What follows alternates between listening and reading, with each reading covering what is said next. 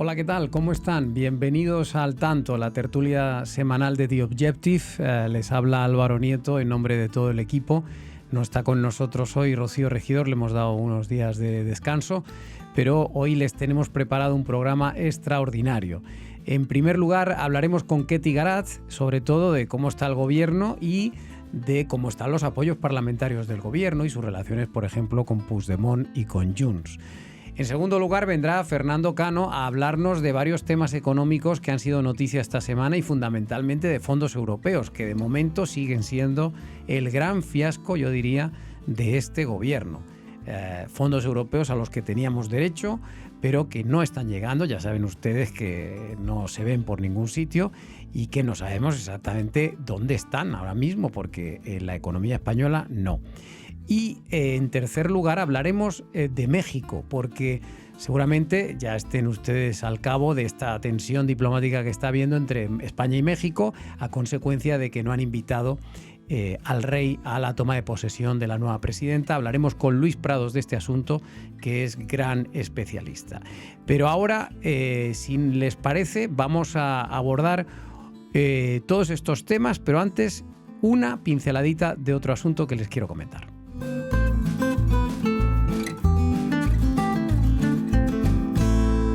Y el tema del que me gustaría hablarles en primer lugar es sobre nosotros, sobre The Objective.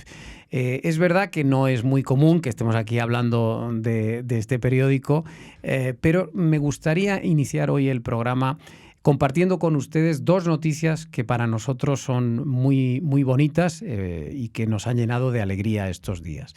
Más la primera que la segunda, pero les voy a dar las dos para que ustedes mismos ya juzguen y si quieren pues se alegren con nosotros, ¿no? La primera tiene que ver con un premio que nos ha concedido la Asociación de Corresponsales de Medios Extranjeros que trabajan en España. Es la Asociación de la Prensa Extranjera. Es una asociación que está activa en España desde el año 1923, o sea que tiene una dilatada trayectoria ya, y que anualmente concede 4 premios. Da un premio de periodismo, un premio de cultura, otro de turismo y otro de deporte. Y resulta que este año pues, le han dado el premio de periodismo a The Objective. La verdad es que estamos todos muy contentos por varios motivos. Primero, porque que te reconozcan tu labor los propios periodistas, y en este caso periodistas extranjeros, periodistas que pertenecen a medios prestigiosísimos de todo el mundo y que hayan decidido darnos a nosotros este premio, pues nos llena de muchísimo orgullo. Además, lo han explicado, el jurado lo ha explicado con unas palabras que a nosotros nos ponen los pelos de punta, porque ellos lo que vienen a decir es que a pesar de las dificultades, a pesar de que hemos nacido muy pequeñitos, de que tenemos muy poco apoyo institucional y de todo tipo, hemos conseguido abrirnos paso gracias fundamentalmente, y ellos destacan la audacia, las investigaciones, la independencia, en fin, yo creo que ponen en valor aquello que nosotros efectivamente hacemos cada día, pero nunca está de más que venga alguien de fuera y nos lo reconozca, porque realmente a veces se hace muy duro nuestro trabajo y ya saben ustedes de qué les hablo, porque estamos sufriendo ataques permanentemente, sobre todo y tristemente del gobierno de España y de sus, en fin, palmeros o aliados que los tiene y que hacen mucho ruido muchas veces. Por tanto, la verdad es que quiero transmitir desde aquí todo mi agradecimiento a la Asociación de Corresponsales de Prensa Extranjera. El premio nos lo darán el día 15 de octubre e iremos, por supuesto, encantados a recibirlo. Y hay que decir dos cosas más, que los compañeros de premio, digamos, de este año son también muy importantes, porque son el premio de cultura es para Joan Manuel Serrat, el cantautor, el premio de deportes para la selección femenina de waterpolo y el premio de turismo para paradores de España. O sea que no estamos hablando de premios ni mucho menos pequeñitos o ni mucho menos, en fin, secundarios. Estamos hablando de pesos pesados y además tienen ustedes que tener en cuenta que el premio de periodismo de esta asociación en años anteriores, pues en fin, se lo han llevado profesionales tan prestigiosos como Carlos Alsina, Vicente Vallés, Ana Pastor, Pablo Motos, en fin, que nos sentimos, la verdad, muy a gusto y muy cómodos de estar también dentro de ese grupo de premiados. Así que, en fin, es una gran noticia que les quería dar por si no la habían conocido hasta este momento. Y la segunda gran noticia que hemos recibido esta semana en The Objective es que se nos ha dado la razón en los tribunales en un asunto que, en fin, nos tenía enfangados desde hace mucho tiempo. Seguramente ustedes hayan oído hablar de ello porque tiene que ver con el señor José Luis Ábalos, que fue ministro de Transportes, y seguramente ustedes se acuerden de que cuando algunos periodistas llegamos aquí a The Objective en el otoño del año 21, lo primero que hicimos fue publicar un serial de informaciones sobre los motivos por los que Pedro Sánchez había echado del gobierno de forma completamente imprevista a José Luis Ábalos. Le había sacado del gobierno a comienzos de ese verano del año 21. En esas informaciones, comandadas y pilotadas fundamentalmente por la periodista Ketty Garat, lo que veníamos a decir es que, bueno, los motivos de su salida habían sido varios, entre ellos su, vida un tanto peculiar, pero también aportábamos pues, datos de las facturas que presentaba al partido, datos de sus viajes. Se acordarán que estuvimos publicando en aquel momento pues estos extraños viajes que hacía acompañado en algunas ocasiones de su asesor Koldo García y que incluían países tan exóticos como Guinea Ecuatorial o República Dominicana, algunos de los cuales iba incluso con algún empresario. Después de aquella publicación, el señor Ábalos decidió acudir a los tribunales legítimamente porque en España hay Estado de Derecho, no hay impunidad para la prensa. La prensa publica aquello que cree que es verdad y los afectados por nuestras informaciones siempre pueden acudir a los tribunales y pedir amparo, ¿no? Y pedir que se procese a los periodistas si consideran dañados pues, sus intereses, su prestigio, su imagen, su honor. Y eso es lo que hizo el señor Ábalos. Presentó una querella por la vía penal, como son las querellas, contra nosotros por un delito de injurias y calumnias. Y después de 3 años de instrucción, han sido muy largos, hemos tenido que ir a declarar, tanto Ketty Garat como yo, han ido a declarar un montón de testigos presentados fundamentalmente por Ábalos, pero también por nosotros. Hemos tenido que presentar pruebas porque, nosotros hemos publicado una parte de lo que sabíamos, pero no podíamos publicar o no queríamos publicar todo, entre otras cosas porque nuestra intención nunca fue hacer daño a nadie gratuitamente ni poner en solfa la intimidad de las personas. Hemos intentado siempre ser cuidadosos y a lo mejor alguna vez hemos cometido algún error, pero sí que les digo que no era en absoluto nuestra intención. Nosotros siempre hemos tenido mucha más información sobre el señor Ábalos que la que hemos publicado. En el año 21 dimos lo que dimos y desde entonces hemos ido recurrentemente publicando cosas porque nos han llegado nuevas informaciones o bien porque nuestras fuentes nos han ido autorizando con el paso del tiempo a publicar cosas que a lo mejor hace 3 años no nos permitieron. Y por eso en los últimos tiempos han conocido ustedes detalles pues, de esa vida un tanto caótica que llevaba Ábalos, en donde se llevaba de viaje a los viajes oficiales, se llevaba a una chica llamada Jessica, que no formaba parte de su séquito oficial, cómo tenían una relación un tanto peculiar, puesto que ella le reclamaba 1.500 euros de media por cada uno de los días que estaba con él de viaje o de acompañante, en fin. Esa información yo creo que ustedes ya la conocen sobradamente. El caso es que 3 años después de haber mirado por arriba y por abajo todo, el juez ha decidido que esto queda archivado, que las informaciones que se publicaron en su momento están justificadas, que son mayoritariamente verdaderas y que no ha lugar a procesarnos ni, por supuesto, a ir a juicio por este asunto. Y nosotros la verdad es que estamos muy contentos porque se da carpetazo en esta primera instancia. Luego el señor Ábalos, si quiere recurrir a instancias superiores, pues puede ir, por supuesto, y nos volveremos a defender. Pero creo que queda meridianamente claro que hicimos correctamente nuestro trabajo, que es precisamente lo que acredita el auto del juez que hemos conocido esta semana. Estamos muy contentos, pero no les diré que nos sorprenda, porque no es verdad. estuvimos siempre muy tranquilos sobre lo que estuvimos publicando antes y ahora, y estamos en general muy satisfechos y muy tranquilos con todo lo que publicamos, porque en este periódico ninguno de sus periodistas miente. Podremos cometer errores, pero intentamos trabajar con rigor y con profesionalidad, siguiendo, por supuesto, todas las normas que habitualmente hay que aplicar en periodismo y que fundamentalmente pasan por chequear y contrastar las informaciones antes de publicarlas. Por tanto, nos gusta que se nos haya dado la razón.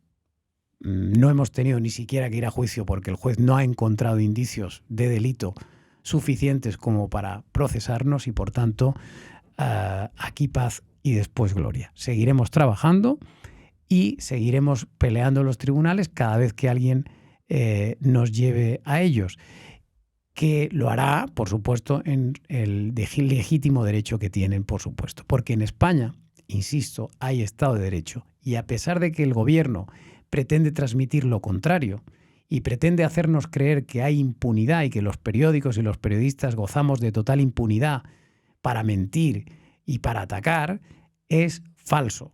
Los periodistas y los medios de comunicación estamos sometidos diariamente al control judicial.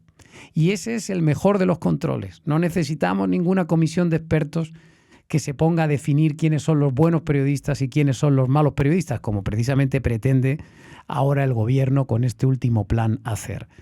En España la justicia funciona, la justicia sigue siendo independiente, los periodistas seguimos teniendo que dar la cara ante los tribunales cuando se nos pide, y ¿saben qué pasa? Que mayoritariamente a los periodistas se nos acaba dando la razón en los tribunales, porque no es verdad que se esté condenando sistemáticamente a los medios por mentir. Eso no ocurre en España, pero no porque los jueces estén comprados, sino simplemente porque los políticos están muy equivocados al respecto, o al menos quieren hacernos creer lo que no es. Así que después de contarles estas dos noticias tan interesantes y que tanto nos han gustado, ahora ya sí, vamos a hacer una pausa y empezamos con Ketty Garat.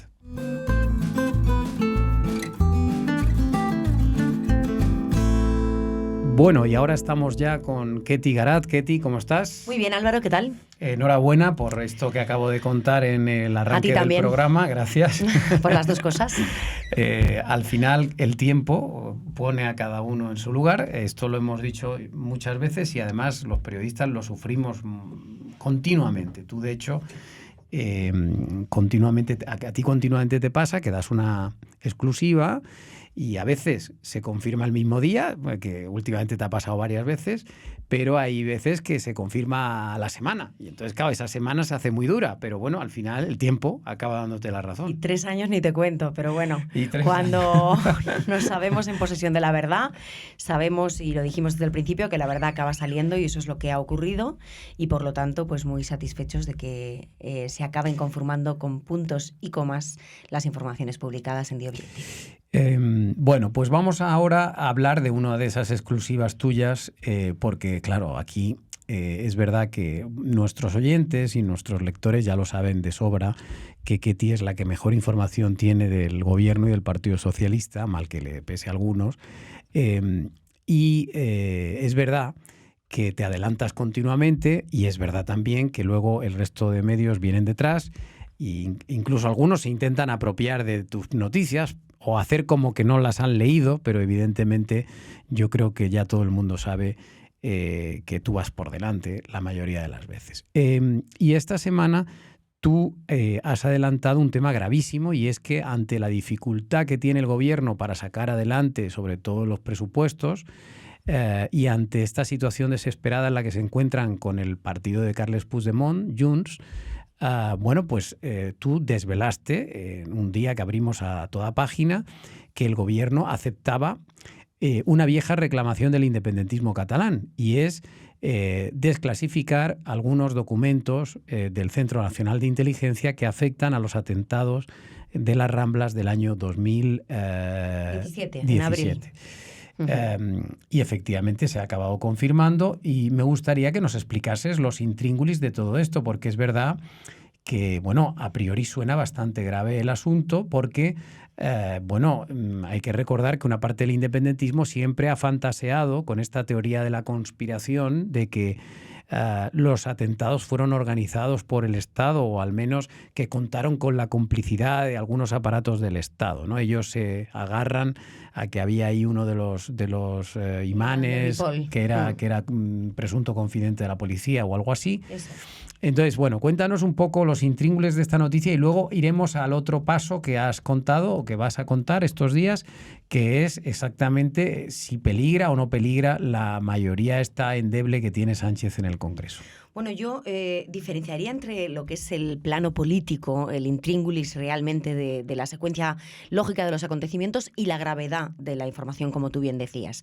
Porque yo creo que estamos ante una nueva cesión, está bastante superlativa respecto a los planes del Ejecutivo, que es básicamente la de darle carta de naturaleza a una teoría conspiranoica por parte de Junts de que el Estado tuvo algo que ver, concretamente las fuerzas y cuerpos de seguridad del Estado, en la consecución de los atentados yihadistas terroristas de abril de 2017 en Barcelona y Cambrils en Cataluña. Y esto que siempre ha sido una teoría conspiranoica, que siempre el PSOE se ha negado a desclasificar documentos del CNI, básicamente para darle carta de naturaleza o para abonar o hacer el caldo más gordo a esa teoría.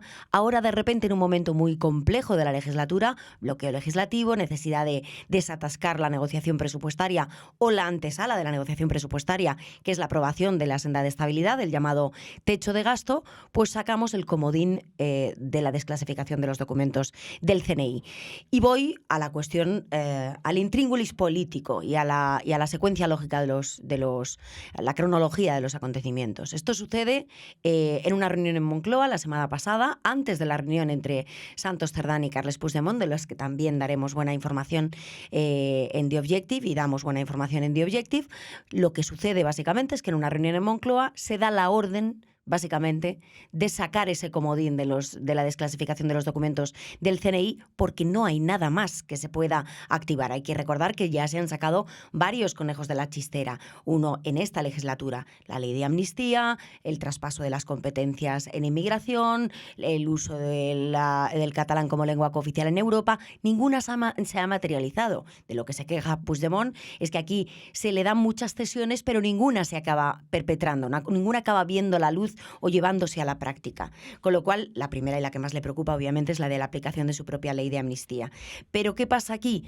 Bueno, pues básicamente es que después de esa decisión en Moncloa, se activa la reunión en Ginebra entre Carles Puigdemont y Santos Cerdán, el número 3 del PSOE, y en esa reunión se intenta ver si hay agua en la piscina, comunicándole esa decisión, utilizando precisamente la baza de la desclasificación de los documentos del CNI para todo lo relativo a este imán de Ripoll, para atraer palo y zanahoria a Junts a la negociación de la senda de estabilidad.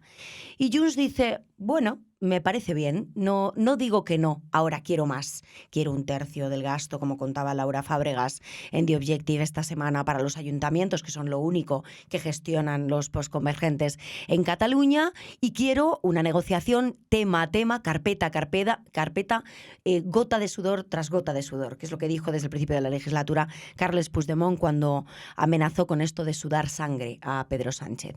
Y bueno, parece que dentro de un escenario en el que todo iba mal, de repente se ha abierto un pequeño halo de luz para el gobierno que genera un escenario de considerable o de relativo optimismo. Veremos a ver si fructifica o no, porque Junts per Catalunya juega hasta el último minuto la pelota y hasta el último minuto del partido. Pero de momento, desde luego, esta baza ha servido para algo. Es una nueva cesión de Pedro Sánchez sin ningún tipo de duda, tras la amnistía, los indultos, la reforma del Código Penal y sucesivas prebendas a los independentistas, y nos encaminamos a un escenario de la negociación presupuestaria en la que se queda sin más balas en la recámara que la de la la del referéndum. Ya no hay nada más que pueda sacar del cajón de las cesiones pendientes que no sea una consulta pactada con el Estado. Bueno, a ver, vamos por partes. El tema de que el gobierno ceda en esta reclamación de desclasificar papeles, bueno, a mí me parece grave, no porque vayan a desclasificar papeles, porque bueno, la transparencia a mí me parece que siempre es positiva, pero en el fondo unos documentos que eran secretos los va a desclasificar por un interés político y sobre todo dando alas a esa gente que está en la teoría de la conspiración de que aquí el Estado ha tenido algo que ver en los atentados, con lo cual me parece de antemano irresponsable por parte del gobierno contribuir a esa teoría, pues claro, en el fondo lo que está haciendo el gobierno es una vez más disminuir la confianza en las instituciones y en el sistema, ¿no? Pero claro, también intuyo, Ketty, no sé si tú opinas lo mismo, que los papeles que se desclasificarán seguramente serán completamente anodinos e intrascendentes, porque si no, entiendo yo que al gobierno jamás se le ocurriría hacer este tipo de operación, ¿no? ¿Tú cómo lo ves? Bueno, yo ahí tengo mis dudas. ¿O vamos a acabar de repente conociendo hechos completamente truculentos gracias a esos documentos que se van a desclasificar? Bueno, para empezar vamos a tener la confirmación por parte del Centro Nacional de Inteligencia de que Sati, el imán de Ripoll, era colaborador del CNI. Hablamos siempre de presunto, pero es verdad que estaba... Bueno, pero eso no significa que el CNI haya organizado los atentados. Evidentemente. Es verdad que Defensa, el CNI depende de Defensa, y Defensa desde el primer momento ha dicho, no, aquí se va a demostrar que no hay ningún tipo de implicación de ningún tipo. Pero lo que...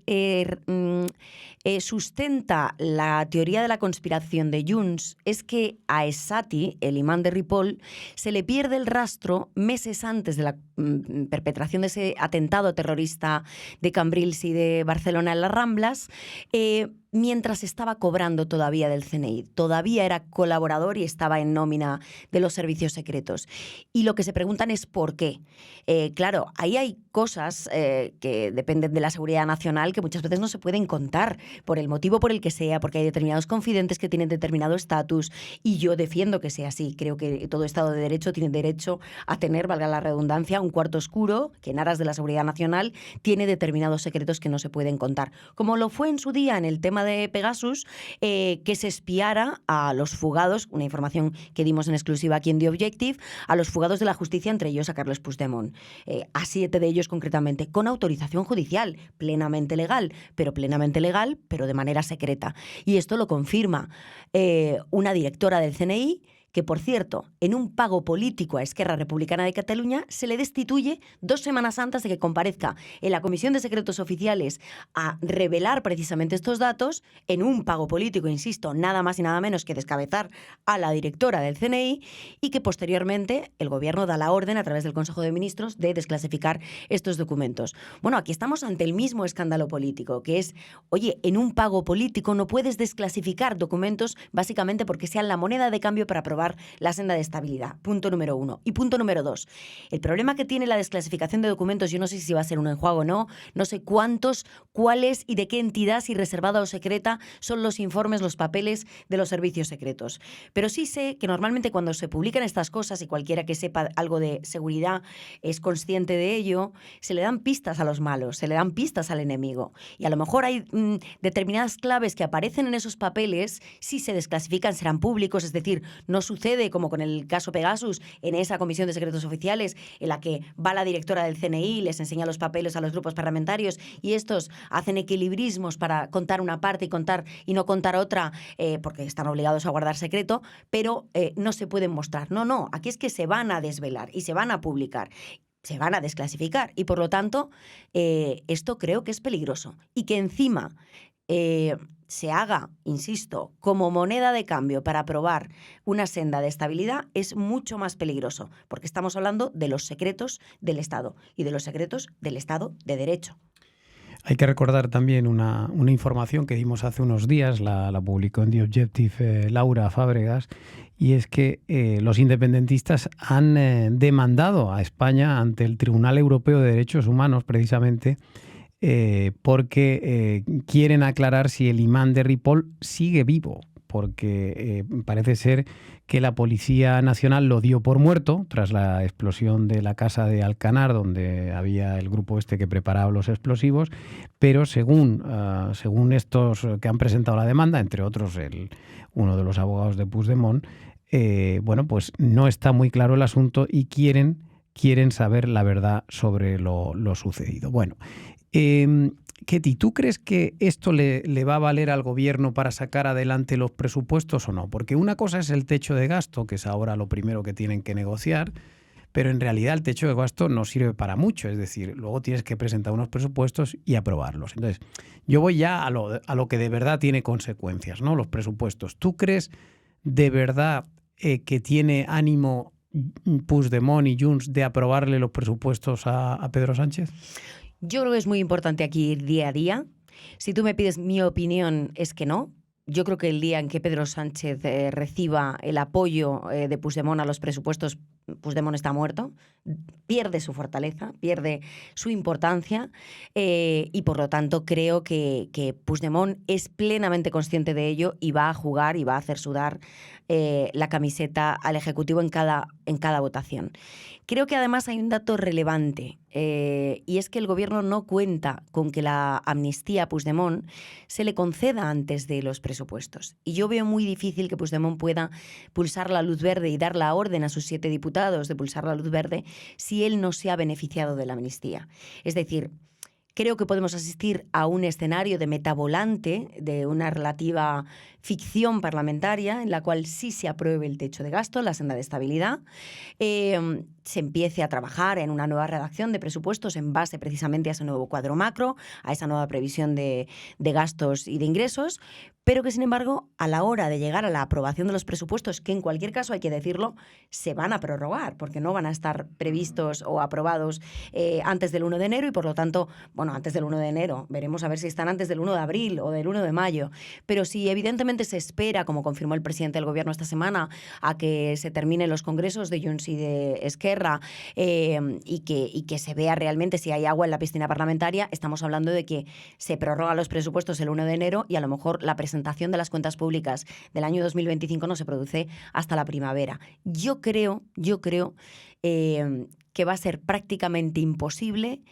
y que vamos a ver, siempre se habla de otoño caliente, una primavera muy, muy caliente, en la cual Sánchez ya habrá pasado su Congreso Federal en noviembre-diciembre, estará renovando los liderazgos territoriales, a ver si lo consigue, que esa es otra, que hay muchos territorios que están ajustando sus números y que a lo mejor se pueden truncar los planes del presidente del gobierno y esa hoja de ruta que contamos aquí también de colocar a sus perfiles más afines a Bolaños en Madrid, a Pilar Alegría en Aragón o a María Jesús Montero en Andalucía. Veremos a ver si lo consigue y plantarse en un mes de junio en el cual a lo mejor no ha controlado tanto el partido a nivel territorial, no ha conseguido el apoyo de los presupuestos y tiene que tomar la decisión sobre qué hace con la legislatura, si es que no hay cuentas públicas, cómo están las encuestas. Acaban de fichar un nuevo gurú electoral, por cierto, una persona de gran valía, como es José Pablo Ferrandiz, ex miembro relevante de la empresa demoscópica Ipsos, y yo creo que desde luego eso nos da muy buenas pistas sobre la doble pista en la que se mueve Pedro Sánchez. El plano parlamentario, vamos a ver qué tal va, y si no va, aquí tengo este botón nuclear que en función de lo que me digan las encuestas, que cada vez tengo más gurús a mi alrededor para pulsar precisamente ese estado de opinión pública y publicada de la sociedad española, pues lo apretaré o no en función de la conveniencia. Más cosas.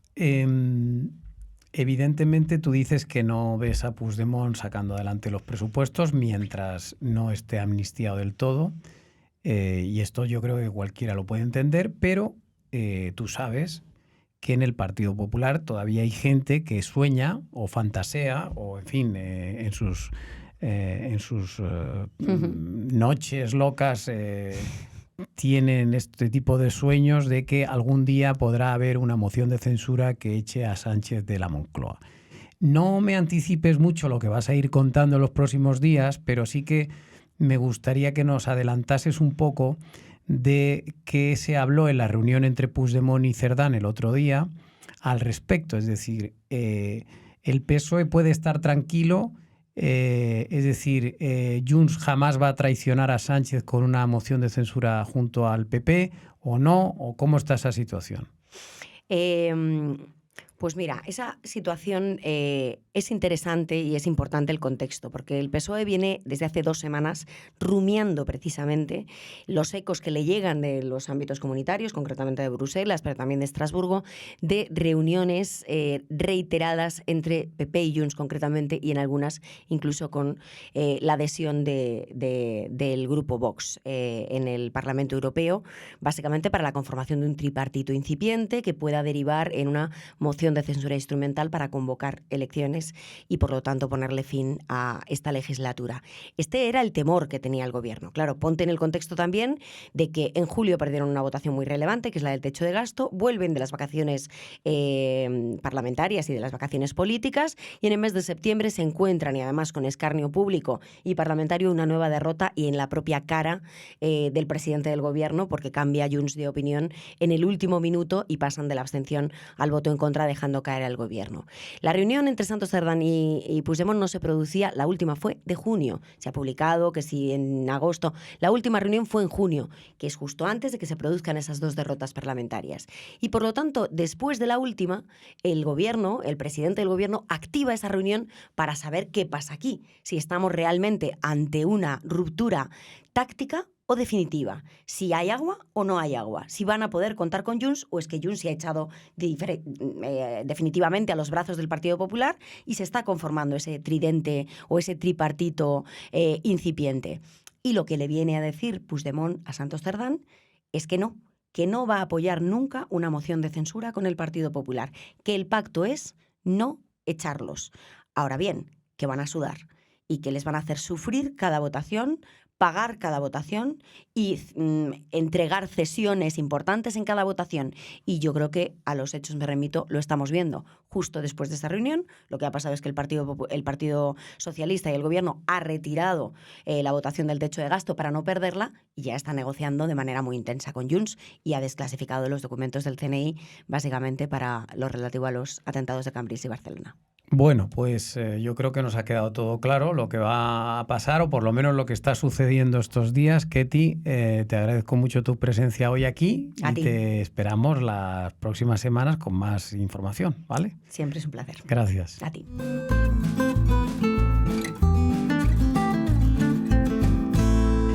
Bueno, y ahora tenemos aquí a Fernando Cano. ¿Cómo estás? ¿Cómo estás, Álvaro? Buenas. A Fernando lo hemos traído también para hablar de varios asuntos, porque Fernando, claro, es un hombre muy estajanovista y publica aquí al cabo de una semana 25.000 historias diferentes, todas apasionantes.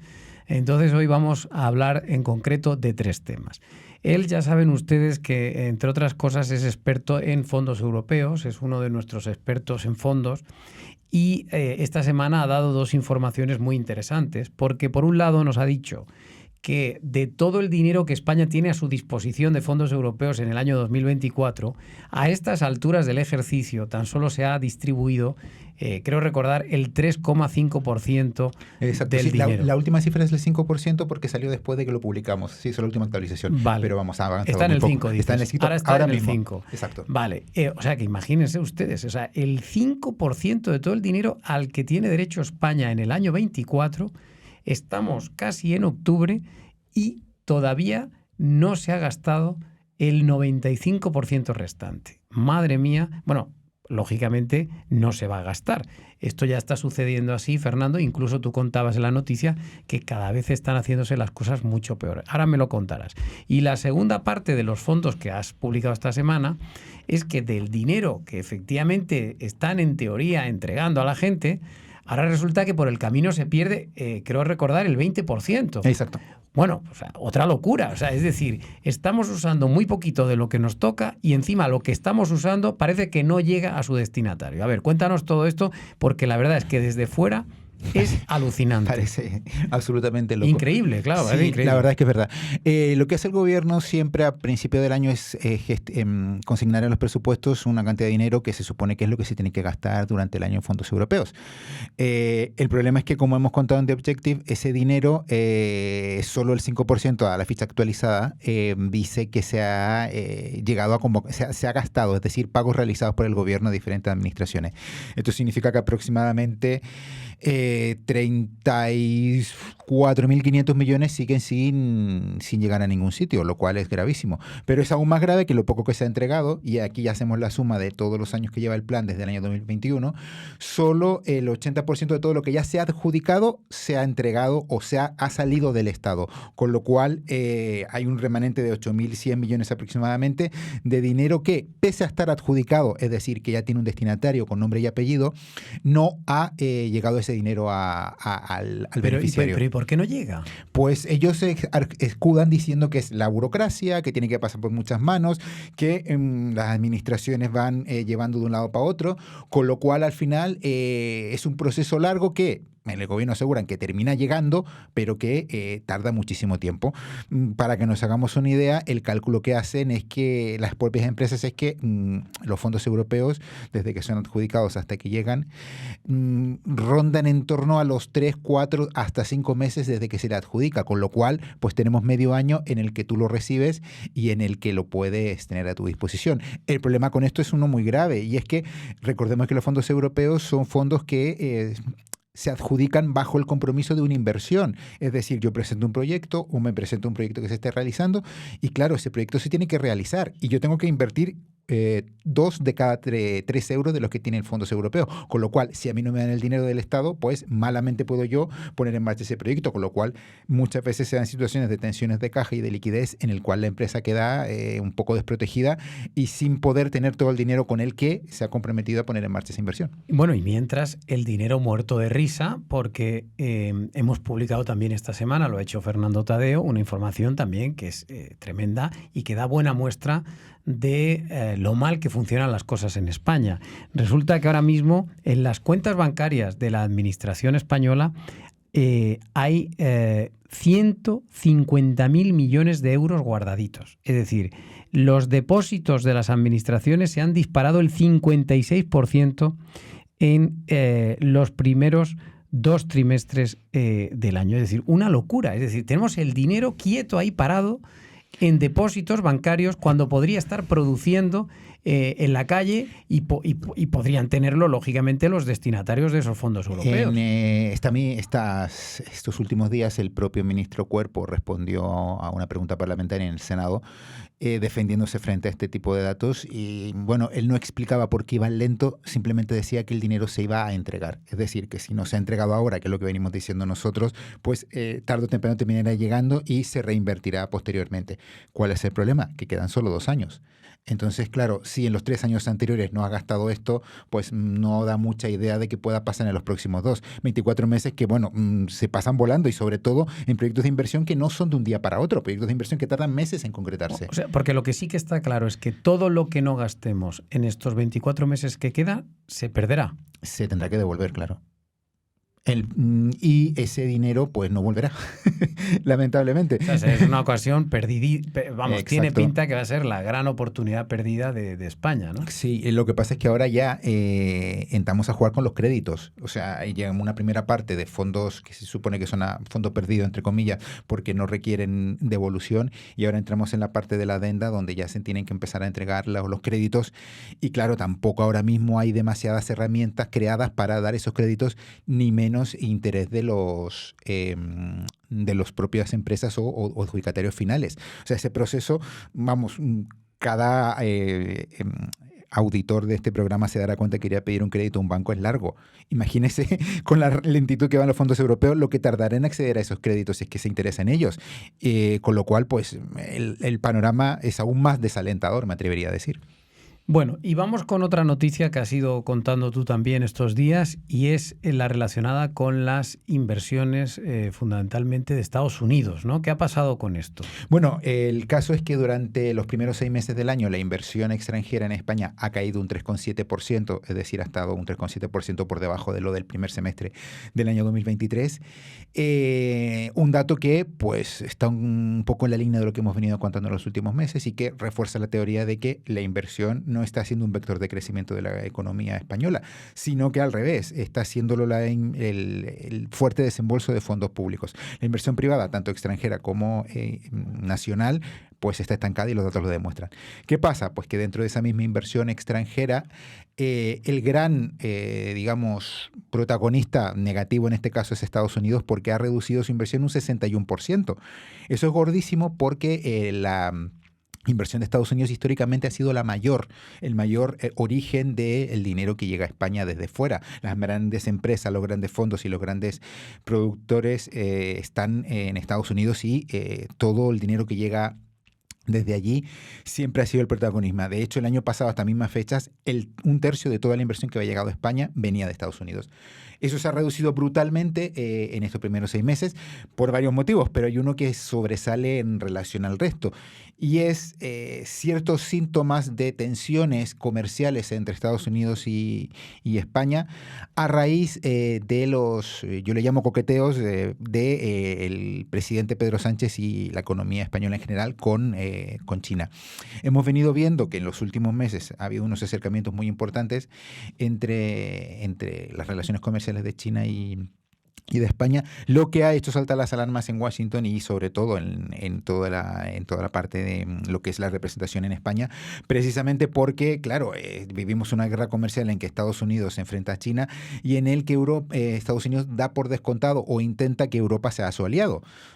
Podemos ir viendo las diferentes informaciones que se han publicado que indican que precisamente la Comisión Europea lleva años y los últimos meses se ha redoblado esos esfuerzos para intentar desligarse de la dependencia que tiene de la economía china y ha, entre otras cosas, pues puesto unos enormes aranceles a los vehículos eléctricos chinos de hasta el 38%.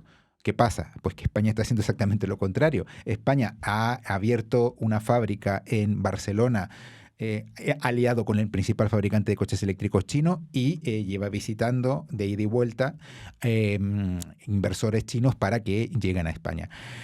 Una cosa muy curiosa, el propio presidente Pedro Sánchez hace pocas semanas defendió desde Pekín que la Unión Europea retirase estos aranceles de China, lo cual fue absolutamente sorprendente y genera un gran malestar ya no solo en Estados Unidos, sino que también en Bruselas.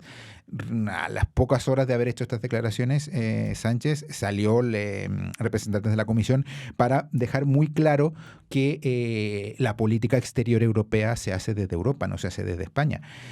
Solo un dato que pasó desapercibido. 4 meses antes de estas declaraciones, es decir, antes del verano, estuvieron representantes chinos que públicamente dijeron en Madrid que pedían mediación del gobierno español.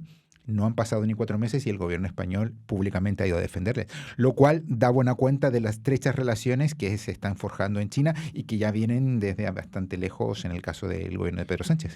Bueno, o sea, que vean ustedes que cualquier decisión en política exterior que uno toma, pues tiene también sus consecuencias. Y en este caso, pues el hecho de que nos acerquemos a China, pues puede provocar que por otro lado Estados Unidos nos vea con mayor recelo, como parece que los datos indican. España ha jugado a una intentando ponerse de perfil en esta guerra comercial, pero llega a un punto en que es imposible hacerlo, porque claro, tienes presiones de los dos lados y tienes que generar un equilibrio.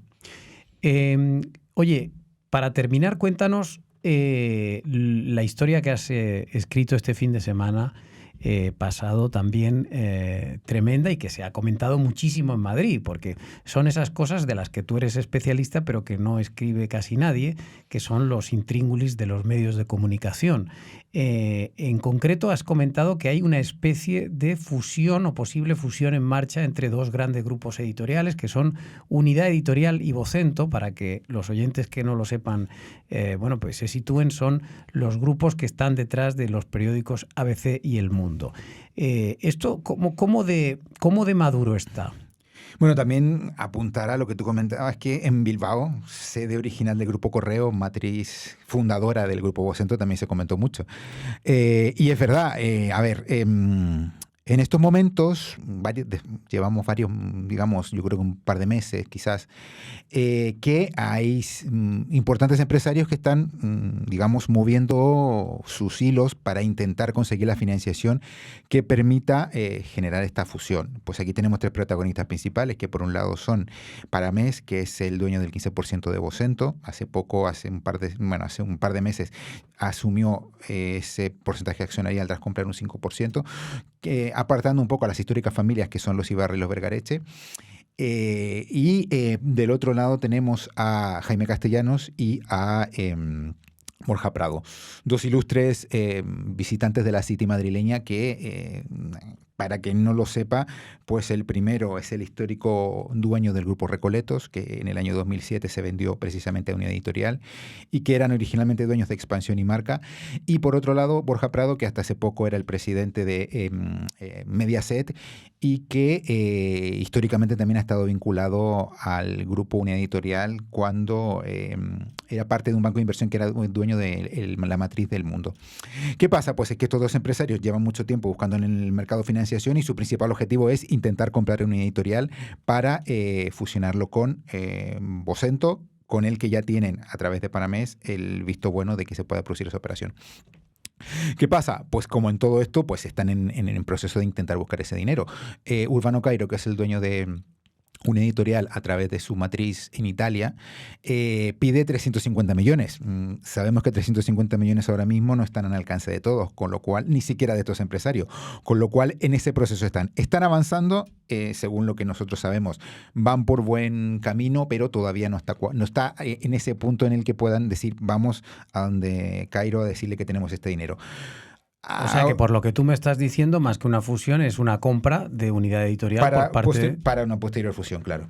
O sea, es decir, aquí habría gente alrededor de Vocento intentando comprar el mundo, por así decirlo. Y el Marca y Expansión. Exacto. Sí, no sería una operación, digamos, autorizada desde la matriz italiana de Unidad Editorial, porque no les interesa. Pero paso previo a ello tendría que producirse una compra y digamos que los italianos dejen de tener responsabilidad en el editorial. ¿Qué pasa? Pues que al final esto todo tiene, como en todo, tiene implicaciones políticas, sobre todo si hablamos de medios de comunicación. Y hay gran inquietud en Moncloa porque fusionar el ABC y el Mundo, como tú dices, pero además con Expansión, con Marca, con frecuencias de radio, con cadenas de televisión en TDT, que sería el gran grupo que se podría conformar, con una, no digamos una inclinación editorial de centro-derecha, pero sí muy lejana a lo que son los postulados del gobierno, sería peligroso para Pedro Sánchez. No nos olvidemos que Pedro Sánchez tiene en este momento bastante controlado lo que puede ser el Grupo Prisa, tiene de su lado Radio y Televisión Española. Mediaset yo creo que está en una posición que tampoco está del todo lejana, pero claro, falta un gran grupo editorial de periódicos de papel, que recordemos que además tendrían radio y que tendrían frecuencias de televisión, que pueda hacer contrapeso. No queremos que tener prensa díscola como venimos comprobando día a día desde el gobierno, con lo cual esto, desde luego, preocupa mucho. Bueno, pues lo seguiremos contando en próximos capítulos. Muchas gracias, Fernando. Muchas gracias, Álvaro.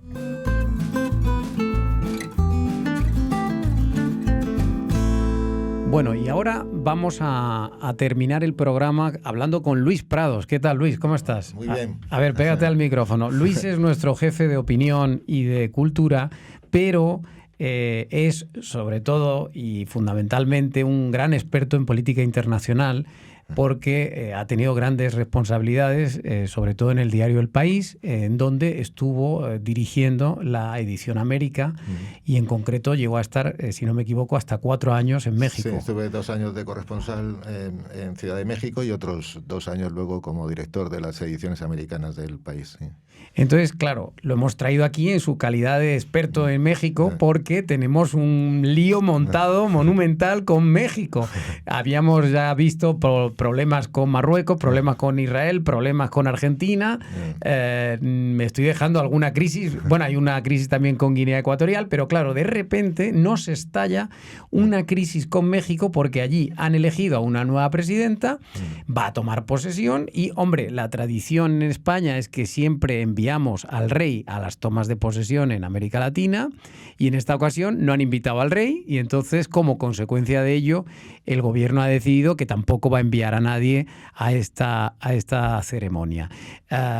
Total, que esto se ha abierto en canal, están aquí tirándose los trastos unos a otros. Afortunadamente, yo diré que en España hay una sospechosa unanimidad, es decir, que por primera vez en política internacional en mucho tiempo vemos cómo más o menos las posiciones de Partido Socialista y Partido Popular coinciden, es decir, están todos criticando lógicamente la locura esta en la que se ha entrado en México, porque parece ser que tenemos que pedir perdón para que por favor nos inviten y tal. Bueno, a ver, Luis, Yo no soy experto en México y por tanto también necesito un poco de sapiencia tuya. Cuéntanos un poco qué está pasando exactamente en estas relaciones o qué narices ha pasado de repente como para tener ahora a México enfrente. Bueno, yo intentaré responder. Ser experto en México es muy difícil porque es un país muy grande con una historia muy profunda, o sea que nunca acabas de conocerlo. O sea, con lo cual hay que hacerlo todo de una manera muy modesta, la aproximación. Primero resaltaría con lo que acabas de decir. O sea, yo me alegro que exista esa unanimidad entre la clase política española y creo que el gobierno español ha reaccionado perfectamente bien ante una crisis no provocada, una crisis que me parece muy caprichosa, basada en la no respuesta por parte de la Zarzuela a una carta enviada en 2019 por el cual España, que no existía como tal en 1520, sino que era la monarquía hispánica, tiene que pedir perdón a un país como México, que no existía entonces, por la conquista. Creo que esto obedece a una de las caprichos / manías de López Obrador. Cuando la carta se envió en 2019, él era presidente en activo. Y daré por si alguien todavía no lo sabe, López Obrador, lo gracioso es que tendría que empezar a pedir perdón a él mismo, porque es cántabro. Sus abuelos, me parece, si no sus abuelos, sus tatarabuelos son cántabros. Por eso su magnífica relación que tenía con Revilla cuando era presidente de Cantabria. Pero el problema, y en el caso de la nueva presidenta de Sheinbaum, ella es presidenta, ha sido elegida con una gran mayoría del voto, pero digamos que en otro estilo, ella tiene antecedentes judíos alemanes, en otro estilo es también una gran militante de este tipo de causas.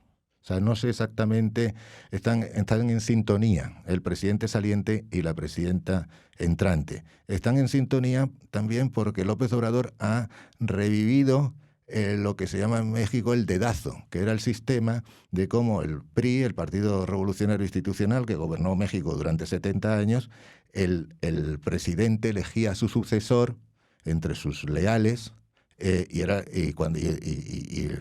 entonces las elecciones era realmente lo que se hacía no eran unas elecciones que estaba ya el partido jugado y el resultado previsto, sino que el que había recibido el favor del presidente para ser su sucesor hacía una larga campaña electoral para ser conocido por todo el país. Esto existe un poco en el caso de la señora Sheinbaum. Ha sido elegida mediante dedazo por López Obrador, yo creo que con la intención de sucederse a sí mismo, ¿no? De alguna manera. Pero esta mujer, esta no invitación, ¿a quién se la tenemos que atribuir? ¿A Sheinbaum o a López Obrador? Es decir, ¿de quién es la culpa de que no inviten al rey? Hombre, no estoy en el juego interno ahora mismo del gobierno mexicano. La carta no sé si la ha firmado la propia Sheinbaum. O sea, yo creo que habría, pero claro, es un presidente en funciones hasta el 1 de octubre, que es cuando toma posesión la presidenta. López Obrador es una personalidad política muy, ¿cómo diría? Es una persona muy caprichosa que tiene un diálogo permanente él con la historia.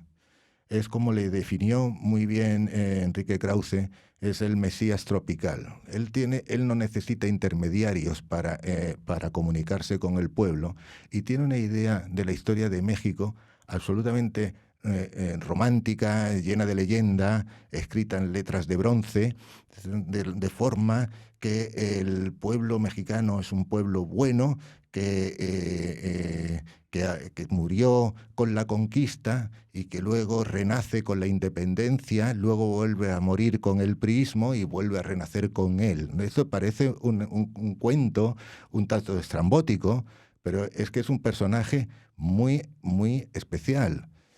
¿Cuál es la ideología que se le puede atribuir a López Obrador? O sea, a mí me hace mucha gracia cuando a veces se le califica de izquierdas, ¿no? Es decir, él pertenece a una cosa muy común en muchos en la América Latina, que es lo que se llama el nacionalismo revolucionario. Entonces, esto de sacar de pronto el espantajo de la conquista obedece a un sentimiento, a enarbolar una bandera nacionalista, por si eso suma apoyos o simpatías entre la población mexicana. ¿Y cuánto hay de cortina de humo, o sea, de agitar este tema para desviar la atención de las graves críticas que está recibiendo el gobierno mexicano por las reformas que ha hecho en los últimos tiempos? No hay que olvidar que nosotros mismos en el periódico hemos ido contando en artículos, por ejemplo, del propio Antonio Caño, cómo está aniquilando la democracia en México.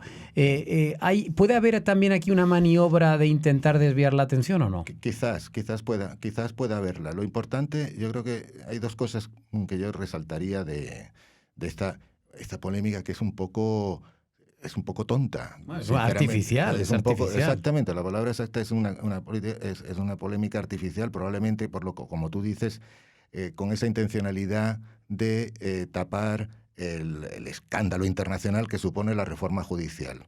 La reforma judicial, para la gente que nos esté oyendo, es una barbaridad de este tipo.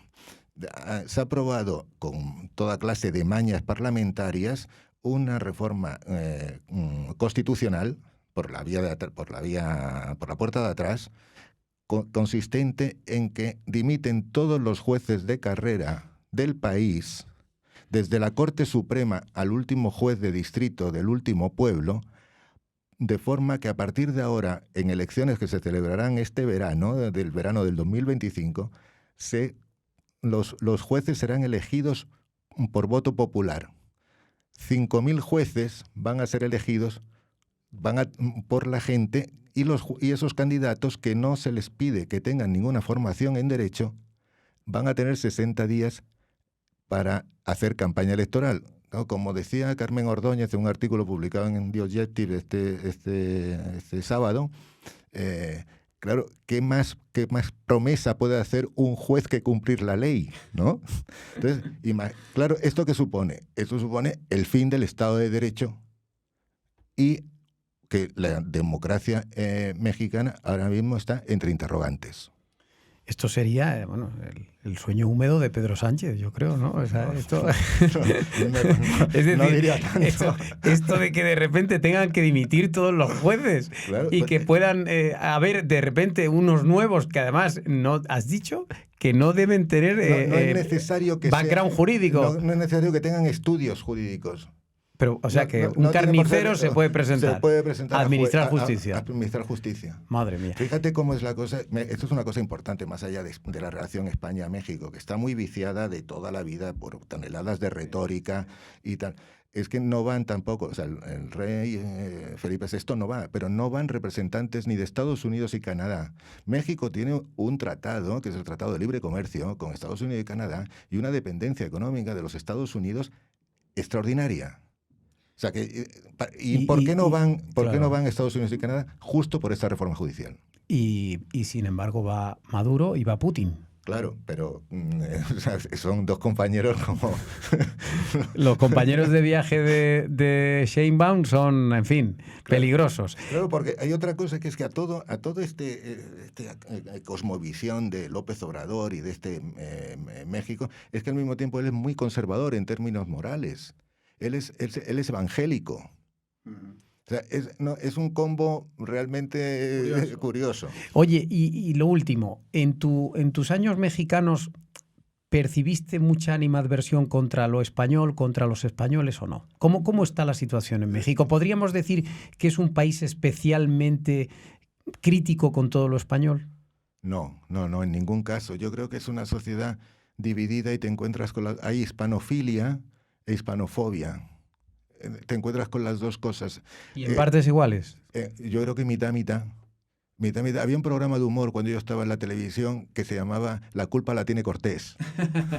Entonces, porque claro, también es al final todo lo que sale mal y tal, pero ellos mismos, los mexicanos tienen un enorme sentido del humor, mucha gracia hablando, y no se lo creen. Pero eso es una división. Por ejemplo, tradicionalmente, desde el siglo XIX, desde el comienzo de la independencia mexicana, los conservadores eran hispanófilos y los liberales eran hispanófobos. Digamos que mutatis mutandis, López Obrador pertenece a la corriente liberal, ¿no?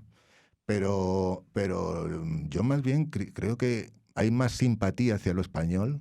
Es decir, personajes como Fernando Savater, que escribe para The Objective, Joaquín Sabina,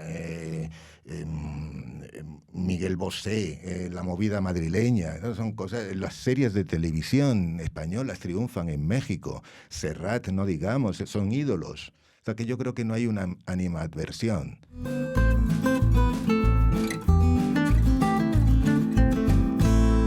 Bueno, y hasta aquí el programa de hoy. Yo creo que muy completito, ¿no? Al principio les conté esas dos noticias bonitas sobre The Objective.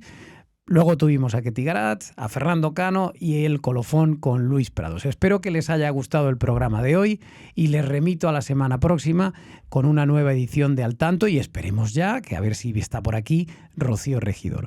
Un saludo a todos ustedes y no se olviden de visitar theobjective.com para estar informados al minuto en cualquier momento del día. Muchas gracias y hasta la próxima.